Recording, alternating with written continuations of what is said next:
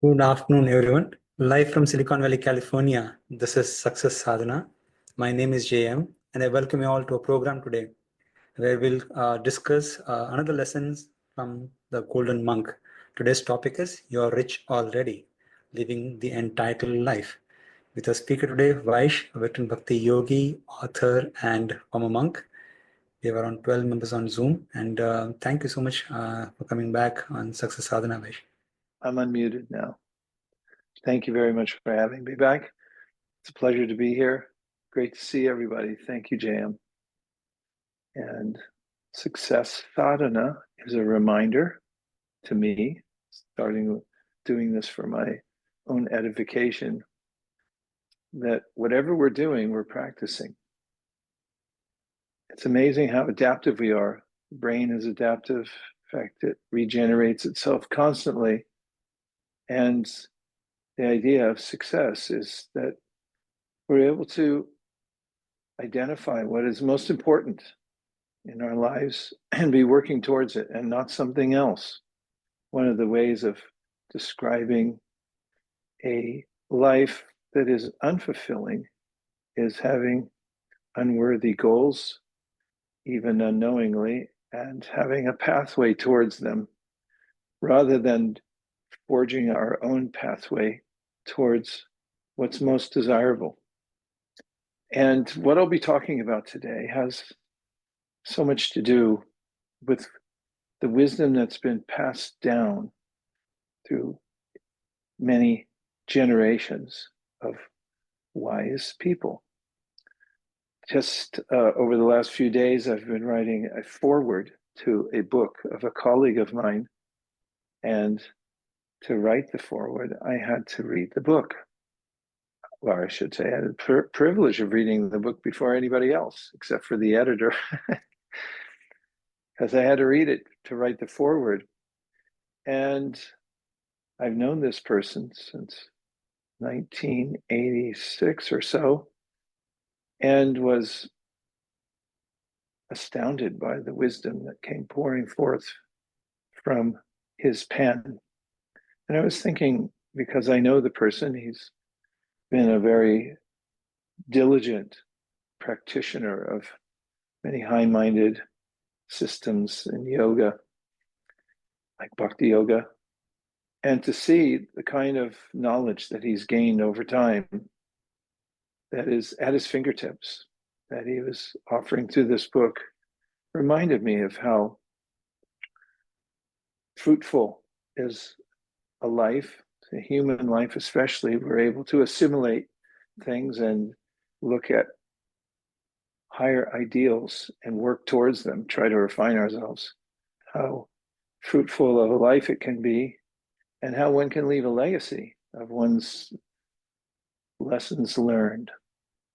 And that's one of the themes of success sadhana, is to be aligned in your highest purpose. Sadhana has several forms. It's a word that comes from Sanskrit. And a person who's a practitioner of principles that help to elevate him or her to a higher spiritual consciousness, or I should just say higher consciousness, because consciousness and spiritual are synonymous in the ancient wisdom literatures. Consciousness is something above the mundane, above the material platform of life. So how do we reach that? Is there a pathway? And the ancient wisdom literatures say absolutely yes. In fact, human apparatus, as I like to call it, is especially designed for learning lessons and for improvement of consciousness, especially because however we're able to purify our consciousness to that degree, we're able to ascertain our highest purpose in life. We can understand causality. We can also notice the difference between us as conscious beings and the material world. And if we misidentify ourselves anywhere along the line, then we start to feel anxious again. And the ancient wisdom literatures like the Bhagavad Gītā say that you should educate yourself to start with. My teacher used to say there's two things one needs to move forward in life or move upwards in life, and that is knowledge, and the second is practice. If you have knowledge but you don't have a practice to make it a part of your life, then you're left wanting because you have a philosophical idea of what you could be, but it's really hard to get there just thinking about it. You have to have a way to develop habits that turn into character, your own character.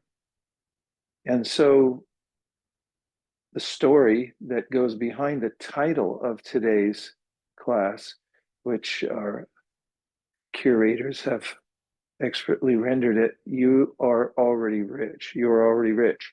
And this relates to a story, which you don't have to put up yet, JM, if you're thinking about it.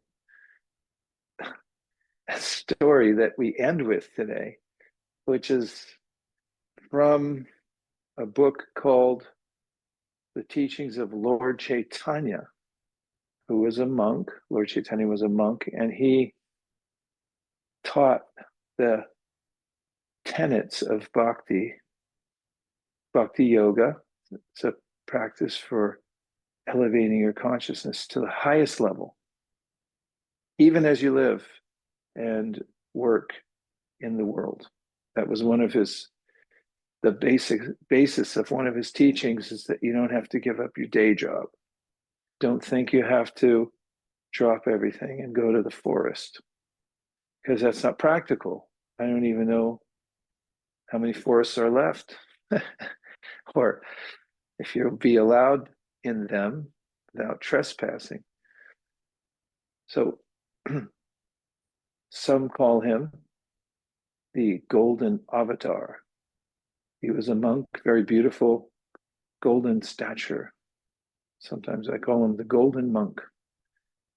The great wealth he left behind him was his teachings, and those were recorded conversations, not recorded the way we think. I mean, they were written down in diaries, which are rare at that time also, because writing implements were not readily available. I hate to shock anybody, but it was hard to buy a pen because they didn't have them.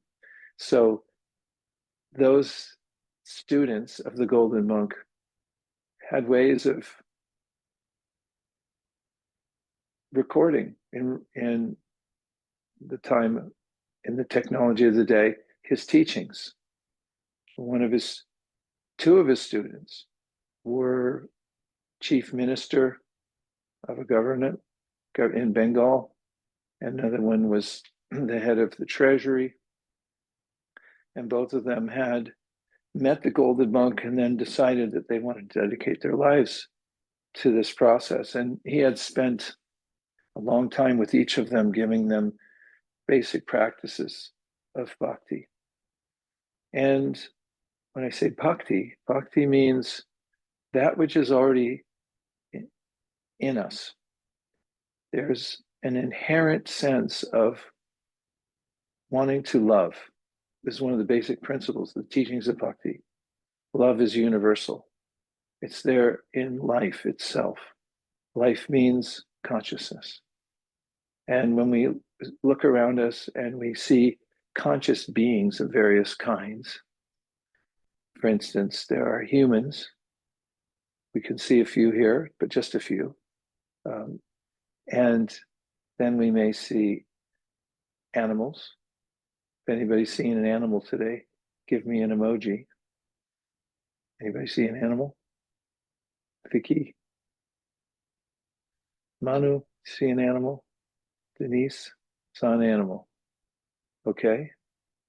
If you can find the emoji for your animal, please put it up. There's animals, there's plants, all living beings, said the golden monk.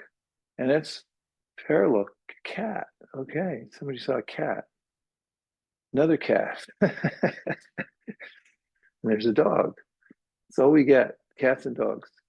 So the Bhagavad Gītā, in the Bhagavad Gītā, Krishna talks about somebody who's come into a state of higher consciousness by development, not just by accident. It's not a fluke, it's a cultivation. And he says,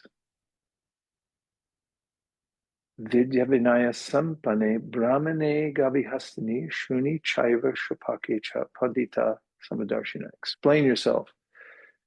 That's Sanskrit. It's a verse that talks about how a person who's reached clarity in consciousness sees beyond the external body of any living being. For instance, and we saw cats and dogs come up. And we saw any other animals today. You see a cat, you see a dog.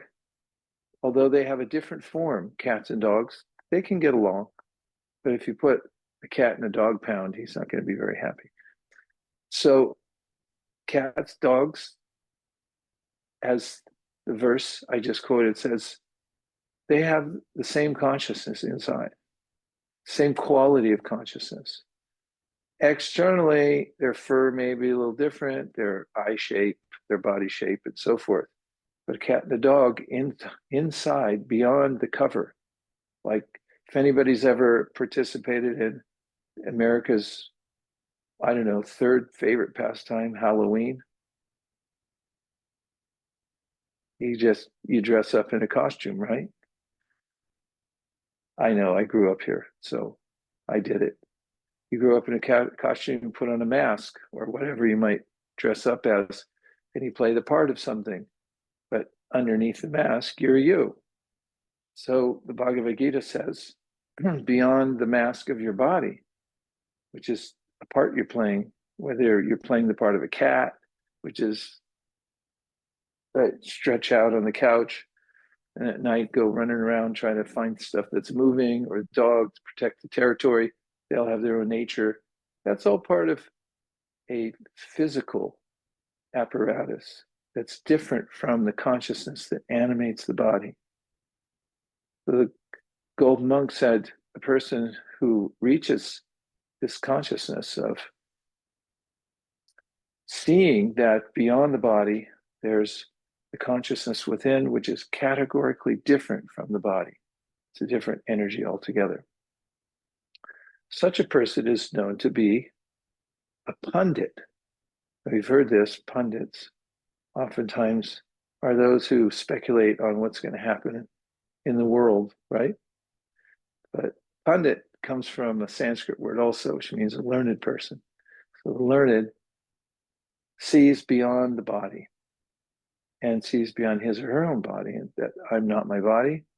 I may be playing the part right now, wearing a mask as a man, woman, American, maybe Australian, Indian, and so forth, but these are all external designations. And what's the nature of consciousness? This is what the science of bhakti goes into.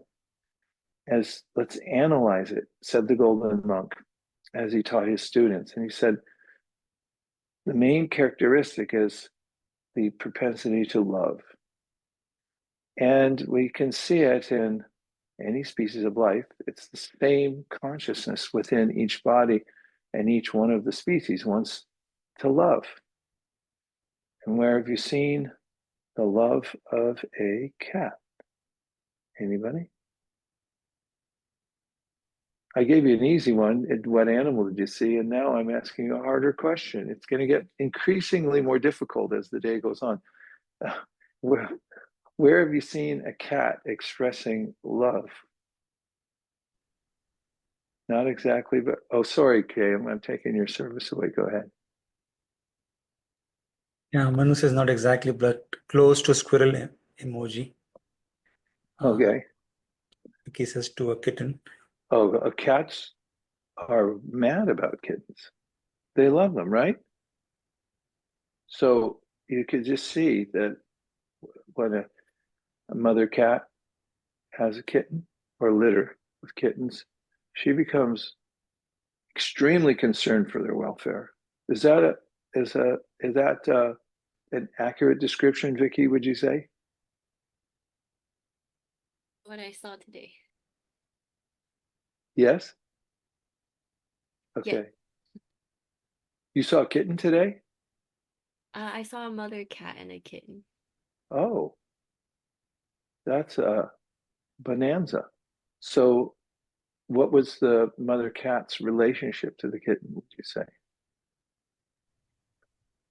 Extreme affection and protectiveness, and the kitten was just in complete safety, and enjoying themselves. Thank you. Thank you for that description. I think it'll hold up in court when we try to present this idea of the universality of love. That's the loving propensity that's within everybody's heart. That is the nature of consciousness, to want to love. And if you go around and you analyze, okay, Zoom is asking me to confirm my speaking language. I think that people at Zoom have consulted and said I'm using too many foreign words. Now they're questioning my language. Okay, it's English with Sanskrit mixed in.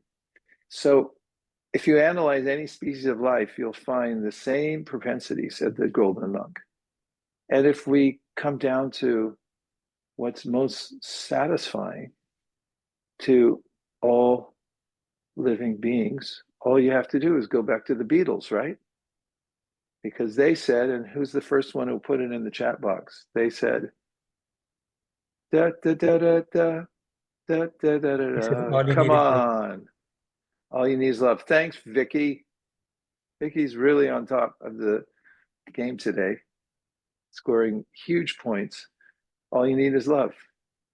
And if you go into the area of aesthetics, you'll find that people are trending towards understanding the relationship that people have between one another.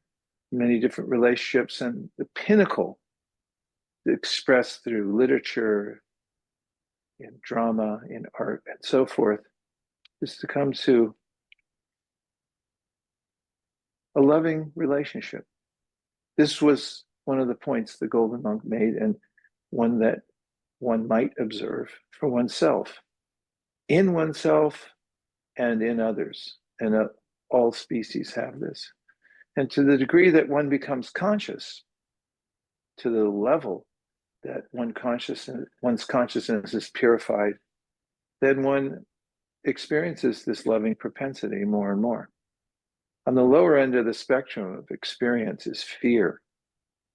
And this comes about by misidentifying myself as the material body. As once I think that I am a physical body, there are a lot of things that are scary about that. One is that I may cease to exist at some time. My teeth might fall out. Everything else might stop working. Sometimes the parts of the body stop working one at a time. Sometimes they stop altogether. And that can ruin your whole day. So there's a kind of deep anxiety, a deep-seated anxiety that one feels when identifying oneself as the body. And there's a fear that arises. And when one becomes purified in consciousness and sees I'm not my body, then one can rise to higher levels of consciousness and motivation, like I'm doing a duty. The highest is when you love the object that you're serving. And all of us, said the Golden Monks, are serving someone. Bob Dylan said it too in one of his songs, you got to serve somebody. So this bhakti is a universal principle.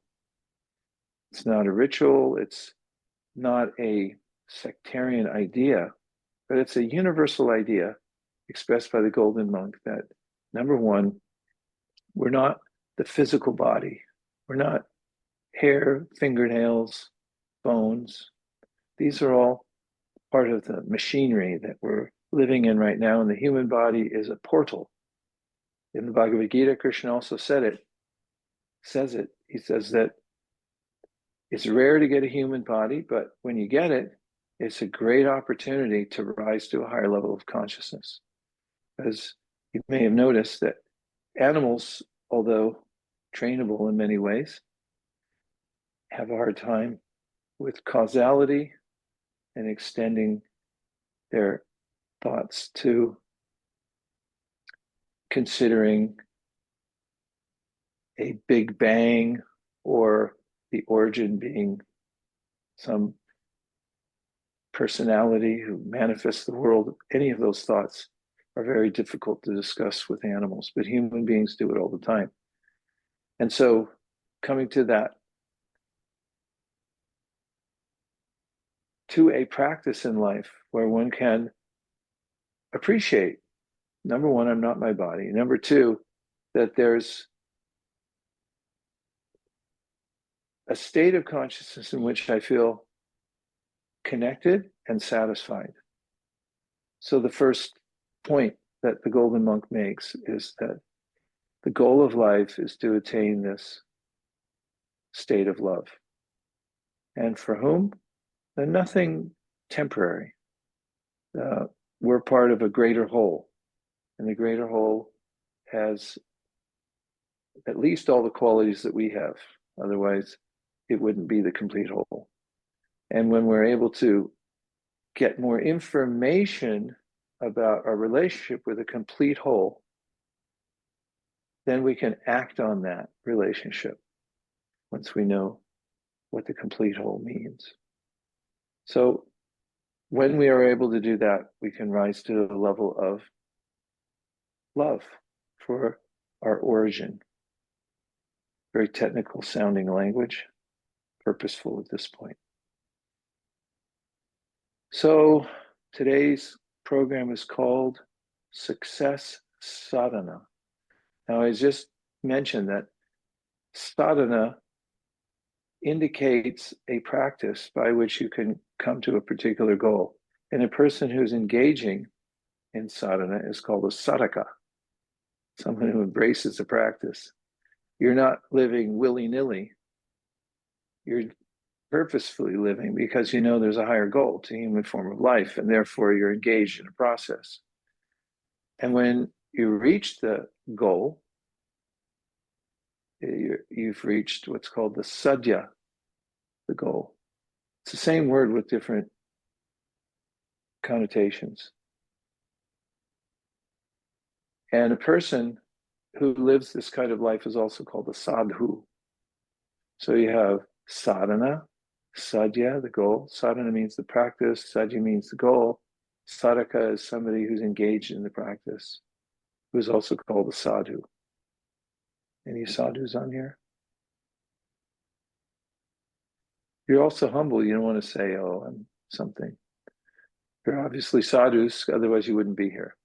So success sadhana, it has a ring to it.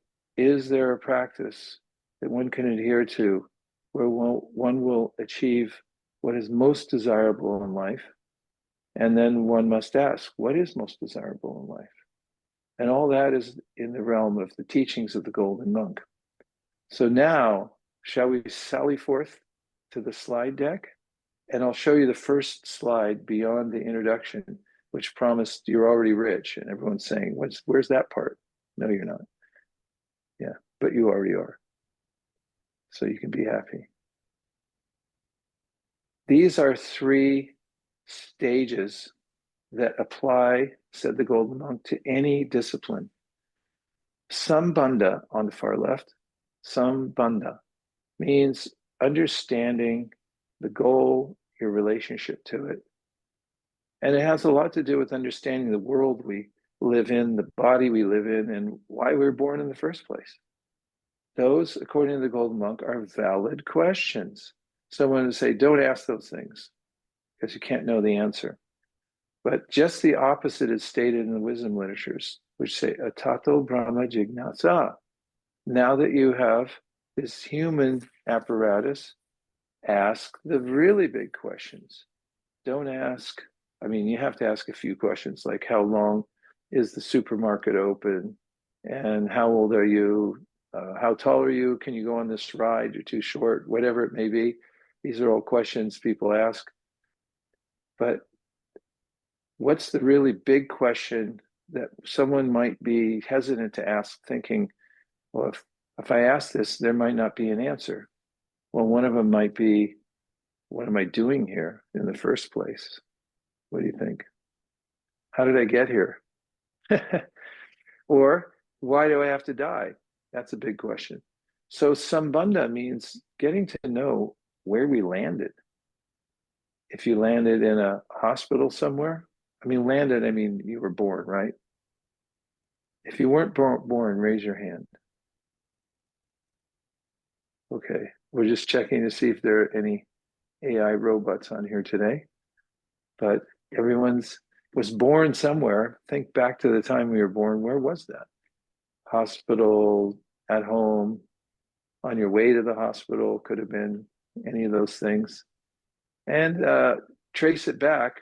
Where were you before that? Where were you before you were born? That's a sambandha question. Say, like, where was I before I was born? Like, well, I went through school here in California and all the way through 6th grade. Nobody ever talked about that. Like, where were you before you came into this life? Wasn't a topic because there was no sense of sambandha gyan. It was more aimed towards vocational adjustment to the world, where you got to get a job and work. My contention, I must say, was by the time I got to high school was, well, what's the use of that if I don't know where I came from? That was a burning question.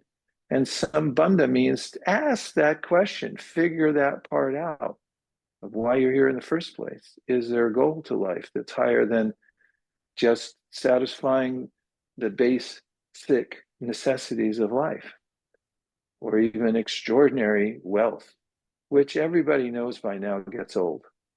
Whatever level you'd rise to as far as material comfort goes, you get used to it, and then you say, let's go to the forest, go camping. I don't want to live in this big house anymore, right? You have a big fancy car and you get tired of worrying about if somebody's going to scratch it or not. And then you say, I'll just get a bicycle. I'll live more simply. And then you get tired of living simply. You try to get more stuff. There's a realm in the material world that you can't go beyond. It doesn't satisfy. You just keep chasing it. So sambandha means to ask the question, why? Why is it that there's a hedonic treadmill? No matter how much I get, I always need more. No matter how euphoric I feel when I take a substance, then I can't get the same thing back. Where do I get that euphoria? That's a sambandha question. Where does it come from? And then, of course, death. What happens at death? In the Bhagavad Gītā, Krishna says people don't want to talk about death because it's too mysterious and it's such a bummer. It's seemingly like, wow, what happens when you die? All your stuff you have to leave behind. Talk about going on vacation. You have to leave. Don't you hate going on vacation? You got to decide what to take with you, right? Should I take these shoes, those shoes? It's such a strain to figure out how to get out of your comfort zone and go somewhere else. That's vacation. You're going to vacate your house. And like, yeah, but what if I don't bring what I need and so forth? Try doing that when you're leaving your body. And it's like, hey, you don't get to take anything. What about all my stuff? It's not your stuff. So, wow, look at Zyla gave something in there. Let's hear JM. Zara, She says, yeah. this discussion brings Baloo from the Jungle Book to mind, the bare necessities. Well, Zyla, I'm going to go watch the Jungle Book as soon as I get off here because I haven't seen it yet. You don't remember that song? I never heard it. Wow. Let's hear it. Go ahead. I'm not going to sing it for you, sorry, but he's like just focusing on the simple things and the, what you need comes to you, basically. I like that. Yeah, there's a lot of truth told through dramas and especially kids shows and so forth. I remember a movie, Zyla, did you ever see The Gods Must Be Crazy? I'm dating myself. I think that was from I've heard of it, but I don't think I've seen it. Yeah, it was about a indigenous tribe that wasn't used to any technology, and an airplane flew over, and somebody threw an empty Coca-Cola bottle, and they found it, and they thought it was something from the gods because they'd never seen anything like it before, and it leads to a drama which gives a message about how little we actually need in life and how we've put a high value on so-called inventions, which actually don't help us that much in our life. Jason said, great movie. Which one are you talking about? Jungle Book or The Gods Must Be Crazy?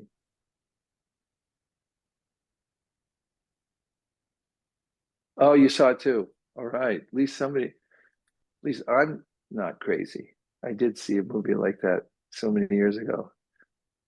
Nurali's seen it. Okay. It's actually a really instructive movie. It's very interesting.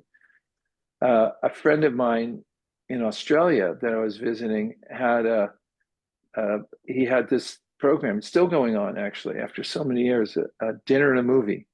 And he had a movie theater, and then below he served this vegetarian dinner for anybody for a single price. And he was always trying to find movies, mainstream movies that had a message that would lead to, a higher discussion.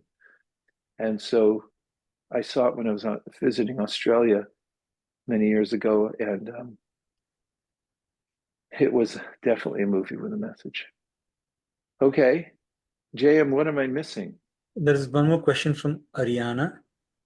She was asking, you mentioned that a meaningful life comes from having meaningful goals.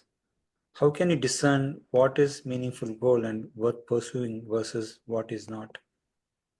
Thank you for such a pointed, helpful question. I really appreciate it.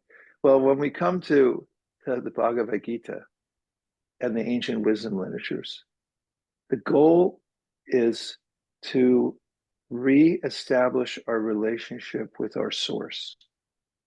And it's a very personal matter in bhakti. It's not something amorphous or nondescript. There is, just as we're persons, the original source of everything is also personal. And there's a kind of the love that we have that I talked about in the beginning. When that's directed towards our source, it's like a light that it continually expands eternally. And so that's bhakti. And the goal of life is what's called prema, very specifically Krishna prema. So the golden monk, he said, prema humarto mahan. The ultimate goal of life is to reawaken this very deep love called prema for the Supreme. And so he said, everything we do in life, whatever job we have, whatever family connections we have, all that can be used in the process of bhakti to come to this reawakening of that bhakti or love for we have to the Supreme. So he pointed out that that's the highest level of consciousness, is to be absorbed in that kind of love. Does that help? Thanks for asking. Yeah, and that's what the Golden Monk was talking about when you talk about sambandha. First, know that you have a relationship with that source. And also, it helps, he said, and this is also in Bhagavad Gītā. I mean, they're parallel teachings because he was teaching from the Bhagavad Gītā and other books like Srimad Bhagavatam was the Golden Monk. And he said, also understand and wait for this because it's an important phrase and I'm choosing it carefully. Understand also your non-relationship with the temporary material world. Non-relationship. One of my favorite little Sanskrit quips from the ancient Vedas says, Asango hi ayam purushaha. So purusha means a person. It's talking to you, Ariana. So it's saying, listen, you don't have any relationship with the material world. It's like one of those signs that there's nothing to see here. Move on. This material world can't satisfy us. We don't have a meaningful relationship with the material world. That can be a relief, understanding that. That's part of Sambandha, because it seems like a good idea, but we can never quite hold it. It keeps slipping out of our fingers because the material world is temporary. And in the Bhagavad Gītā, Krishna gives this philosophical point that sounds so simple, but if you embrace it, it changes the way you look at everything. He says that anything that has a beginning and an end is something to avoid getting attached to. I mean, think about that. That's Sambandha Gyan. That's the kind of thinking that the Golden Monk said you should absorb yourself in. Anything that has a beginning and an end, it causes distress. So then someone might say, well, what doesn't have a beginning and an end? That's like a riddle or something. Well, first of all, in the Bhagavad Gītā, it says you don't have a beginning and an end. And if you look linguistically, which I always like to do, the word to be, it's conjugated different ways. Is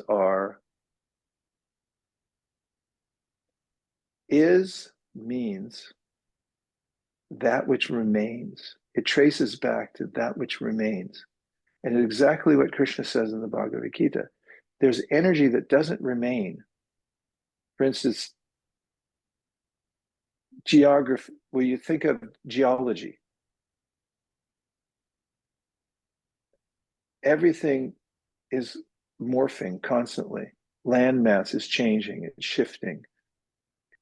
There's oceans in place and then they're gone. And then there's remnants of the ocean having been there, but the earth itself is constantly in flux. The whole universe is in flux. It's always moving. It's jagat, means it's on the move constantly.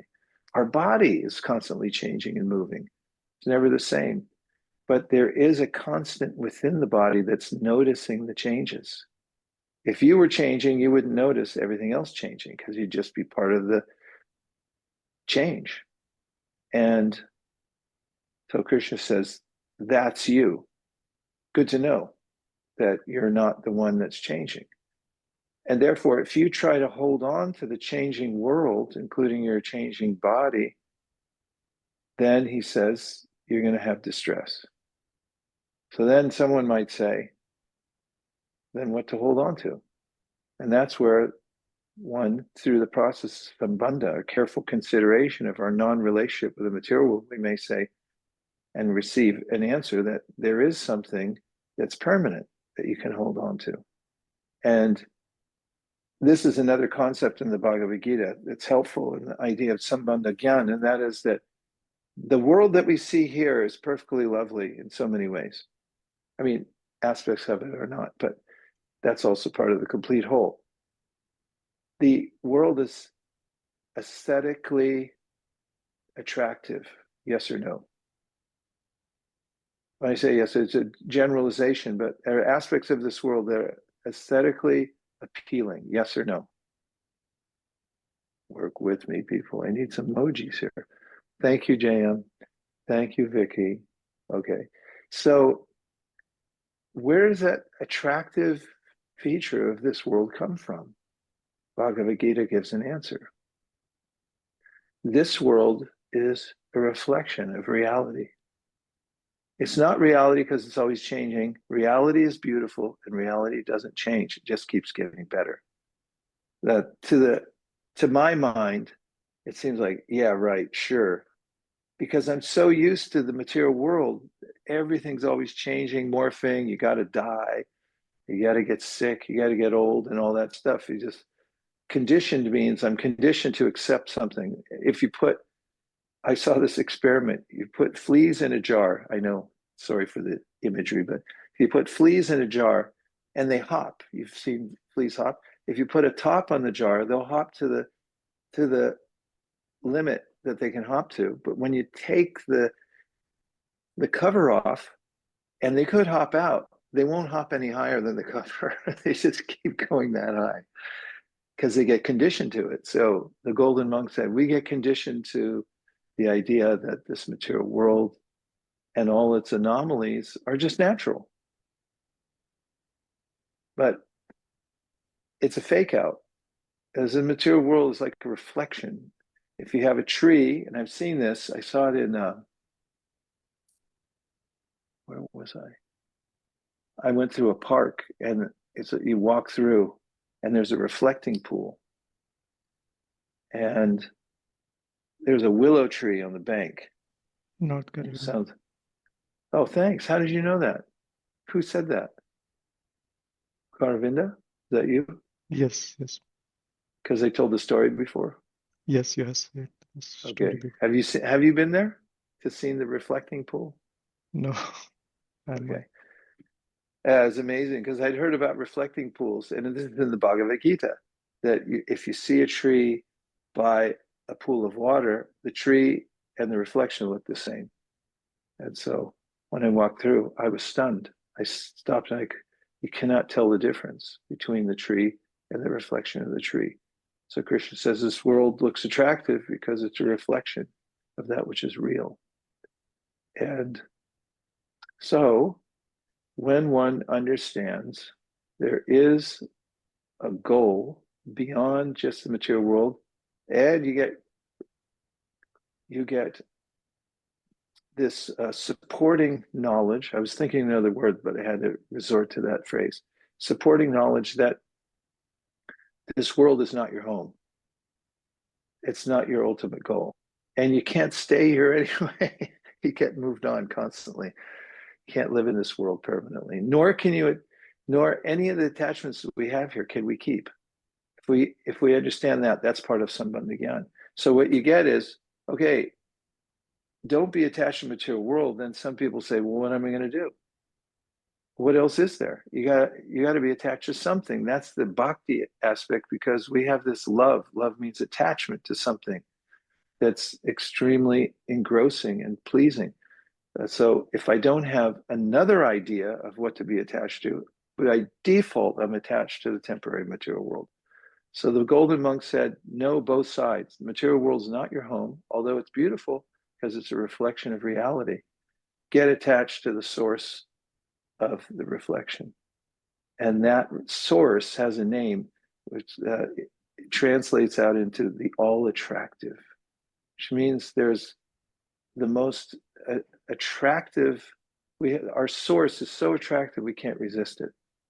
And anything here in this world that your eyes can't resist, it's the reflection that comes from that source.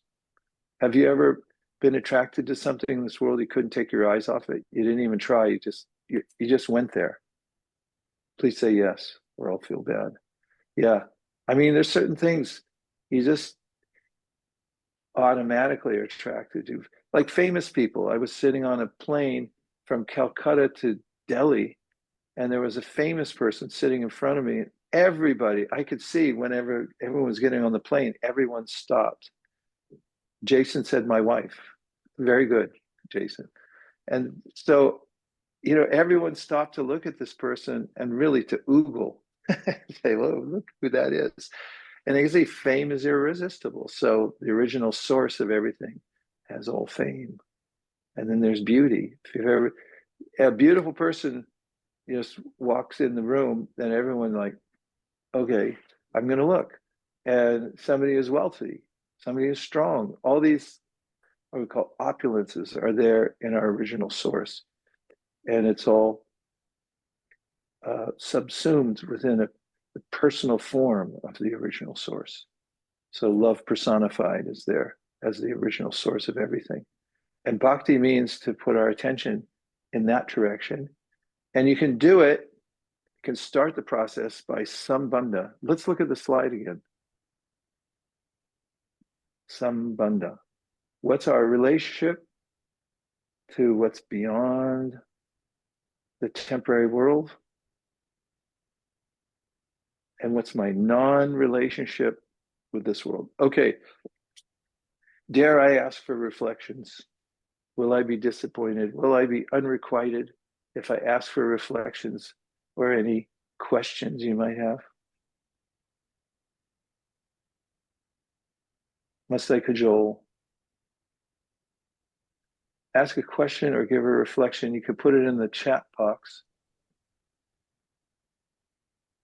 Or you can just boldly speak out and express yourself.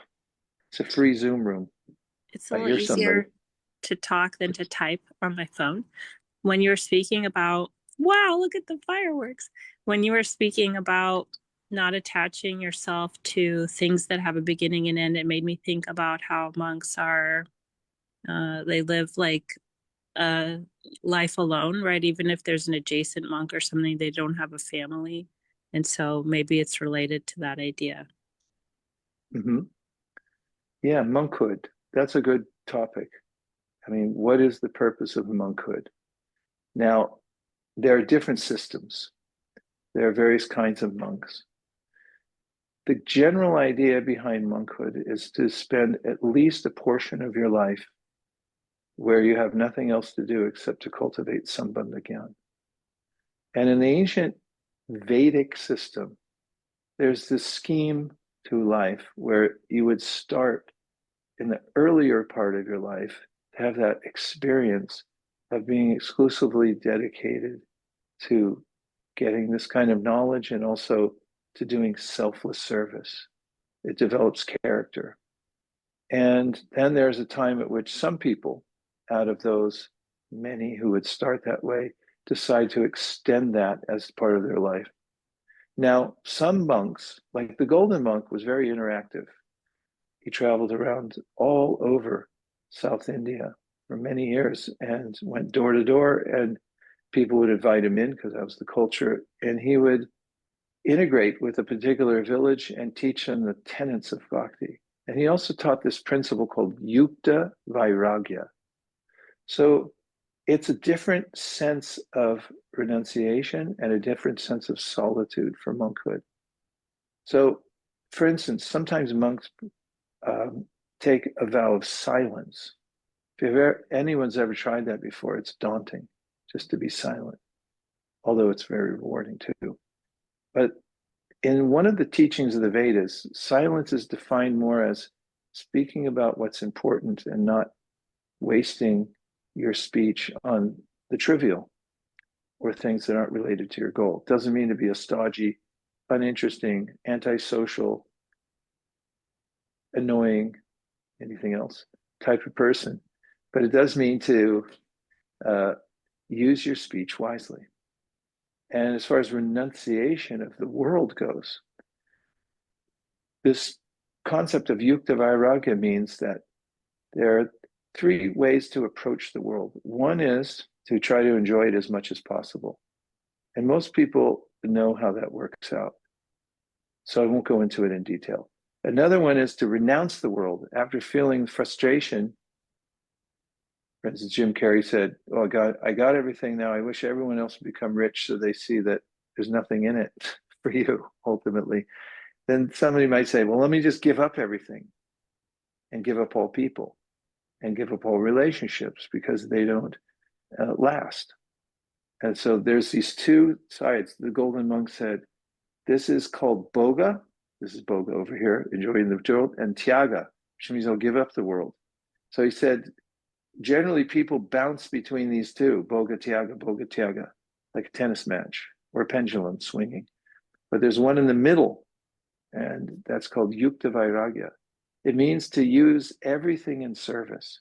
So the kind of monk that the Golden Monk talked about, or the monkhood, is available to everyone in a sense, taking the idea of being a monk as using the world for your highest purpose means that you can live in a house, you can even have a business, you can have a family, you can have interaction with the world, but is with a higher intention.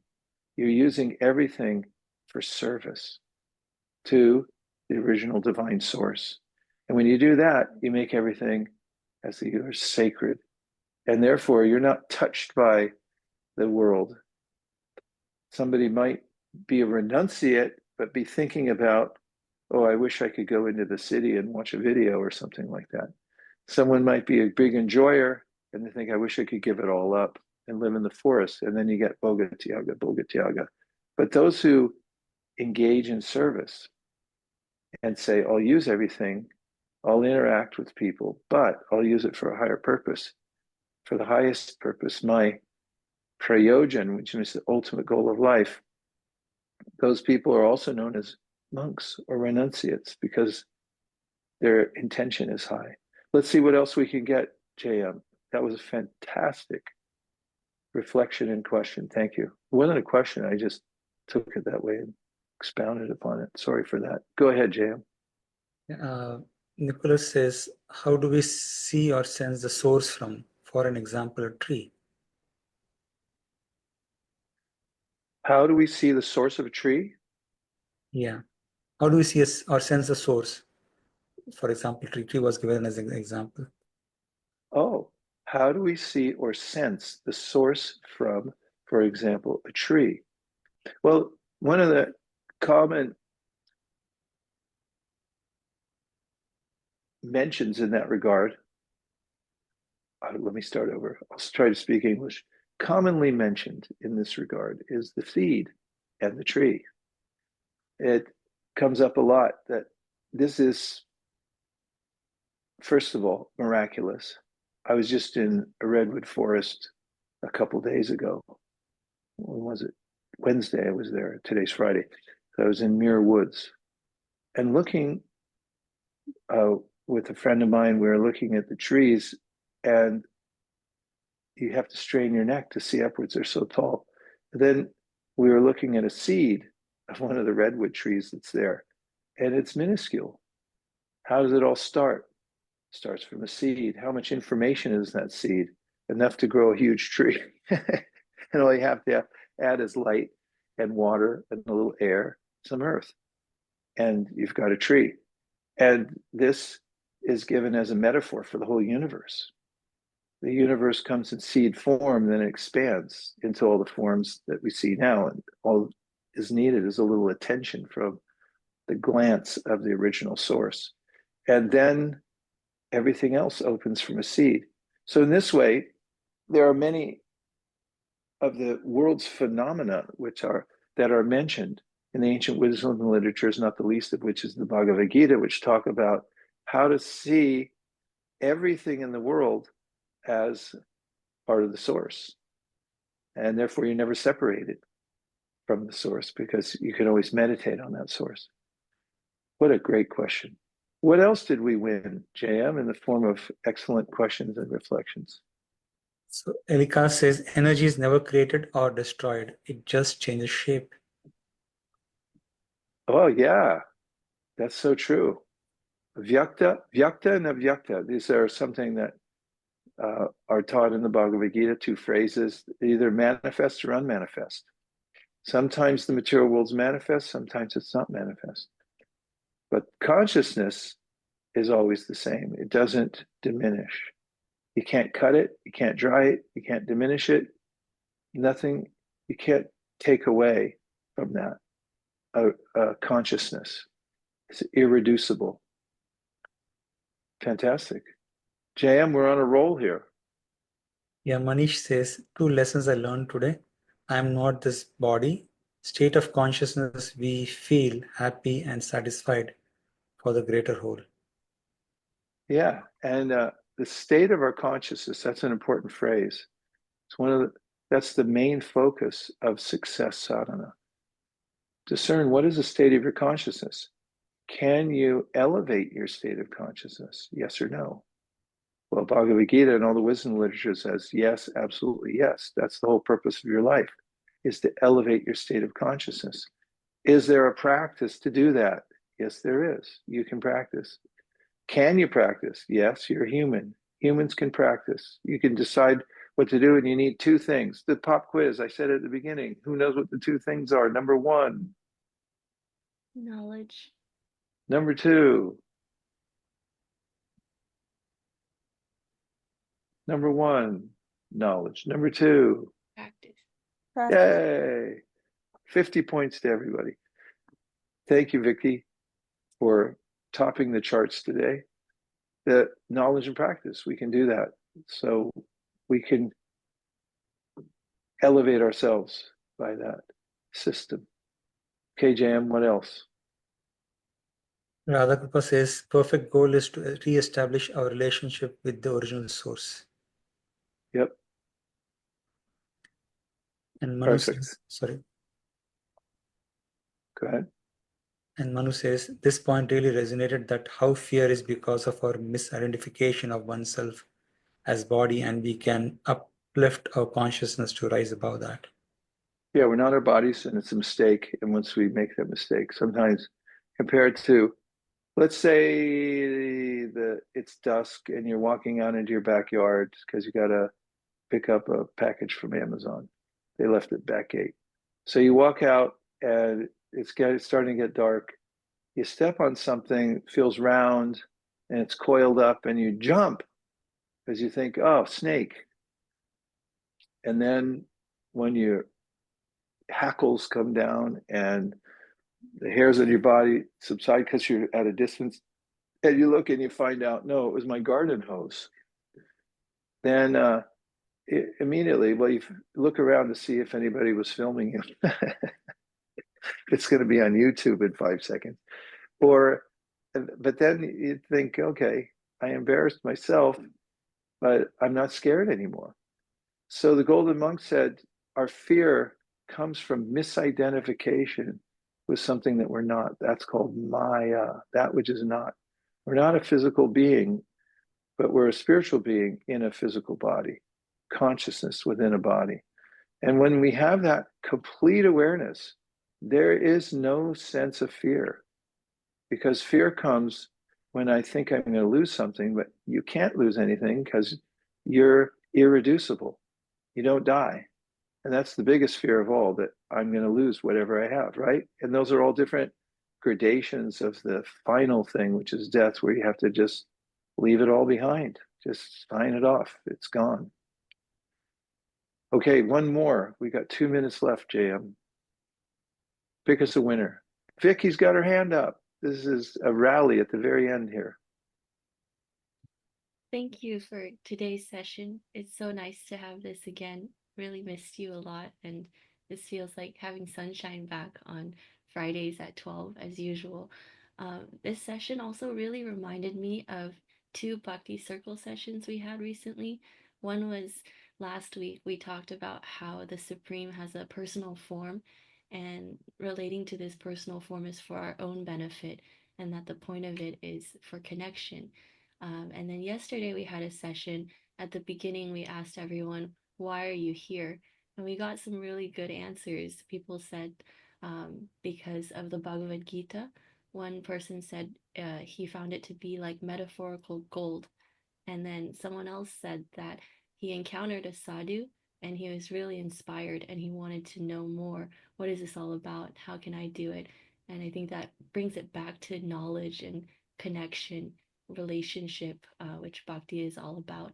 And coming to these meetings has become our practice. Wow, thanks, Vicky.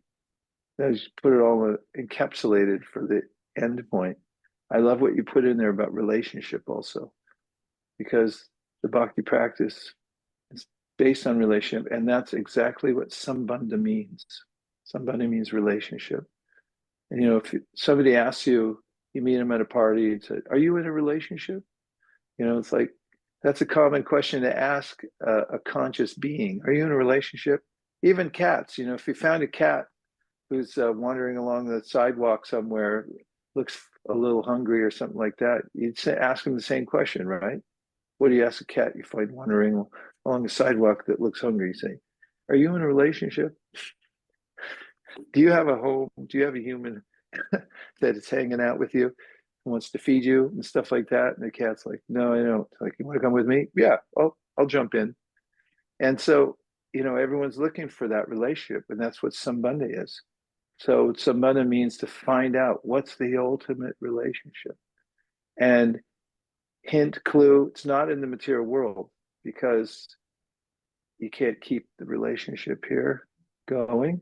And also, caveat to that is doesn't mean to become callous to the material relationships. In fact, when you have bhakti and you have an idea of the supreme relationship you can have with our source, then your relationships here are much enhanced. They take on a much more meaning, and they're much the loving relationships we have in this world are deeper. Well, I'll leave it with that last two words, are deeper, JM. And that reminds me of some very insightful, friendly people who live high in the Himalayas who are yogis. And they've developed this loving system of greeting one another and saying goodbye by saying this phrase, Hari Bol. Hari means the supreme source of everything, removes all obstacles. And Bol means, yeah, keep saying it, keep practicing it. And so they put their hands up in the air and they say the phrase to one another just to encourage their colleagues. What do you think? Shall we try it before we go or what? I'm doing it. Hari Bol. Oh, Hey, Hari Bol. Thanks, everybody. Look forward to seeing you again soon. And keep up the great work. thank you.